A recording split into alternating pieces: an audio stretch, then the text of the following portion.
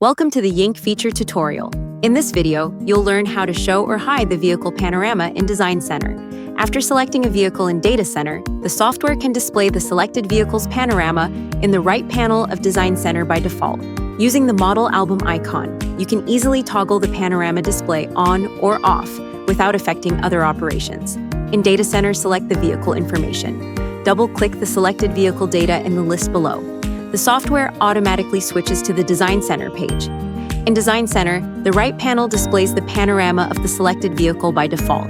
If the panorama is not needed, left-click the model album icon. The vehicle image in the right panel will be hidden, and you can continue with other design or editing operations normally. When you need the panorama again, left-click the model album icon once more to show it. Hiding the vehicle panorama only affects the right side display panel. It does not impact cutting, editing, expansion, or any other design functions.